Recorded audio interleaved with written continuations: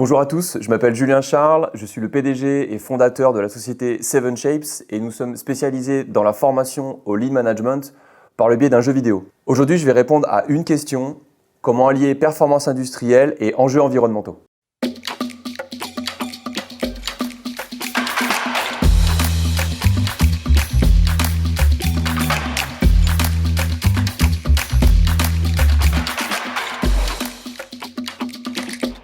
À l'heure actuelle, 40% des émissions de CO2 sont émises par l'industrie et par le transport. Ces mêmes activités génèrent d'autres types de gaspillage comme des déchets, des pollutions d'eau et tout autre type de pollution. Ces pollutions, elles sont émises avant une production, pendant une production ou après la production au moment du recyclage. D'ici 2050, toutes les industries et les transports devront avoir un bilan en carbone neutre. Ce qui signifie soit ne jamais émettre de carbone pendant le cycle de production d'un produit, par exemple, ou compenser par d'autres actions ces émissions de CO2. Lorsqu'on mesure la performance d'un processus dans une industrie, en général, 60 à 90% des activités sont considérées comme des gaspillages ou de la non-valeur ajoutée si on parle de Lean Management. Ces gaspillages, ça peut être des produits que l'on fabrique en trop et que l'on va jeter, ça peut être des articles que l'on stocke et que finalement on va jeter également. Ça peut être des transports inutiles, plus ou moins longs. Et ça peut également être des fonctionnalités complexes à produire que le client ne va pas forcément utiliser et qui, in fine, vont générer du gaspillage et donc des émissions de carbone. Ces non-valeurs ajoutées ont un impact sur la qualité, le délai et les coûts de toute l'entreprise.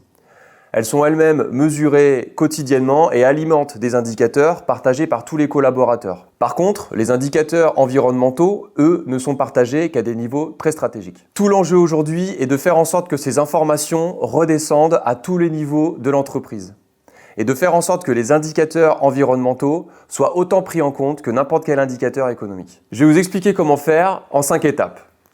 La première étape, c'est de mesurer et d'analyser ce qui se passe directement sur le terrain, sur chacune de vos machines, et de donner une valeur à votre impact environnemental comme si c'était des euros. Deuxième étape, portez vos lunettes du gaspillage environnemental et faites de cette contrainte un axe de développement et d'innovation. Troisième étape, vos priorités doivent être d'abord l'environnement, puis vos clients. Quatrième étape, innovez quotidiennement en mettant en place des chantiers d'amélioration green and lean aux 4 coins de votre entreprise. Cinquième et dernière étape, utilisez l'intelligence collective de toute votre entreprise en formant et en impliquant l'intégralité de tous vos collaborateurs. Pour illustrer ces 5 étapes, chez 7 Shapes, on les utilise tous les jours. Typiquement, on mesure et on analyse tout l'impact de notre solution via notre navigateur web. On va regarder ce qui se passe sur les serveurs, le poids de nos vidéos, le poids du jeu, ce qui nous a permis du coup de réduire l'impact global de notre solution en réduisant le poids des vidéos, en réduisant la qualité graphique, mais sans perdre à la qualité de formation que l'on propose à tous nos utilisateurs. Quotidiennement, nos développeurs analysent la consommation énergétique de nos serveurs, notamment grâce à des outils intégrés dans les solutions d'Amazon. On utilise également un autre outil pour mesurer la consommation de notre site internet en utilisant l'outil Carbon Analyzer. À chaque fois qu'une mise à jour est réalisée pour la 7 Shapes School, on va essayer de réduire au maximum l'impact de notre mise à jour en essayant de ne garder que le juste nécessaire et en enlevant tout ce qui n'est pas vraiment vital à la formation de notre apprenant.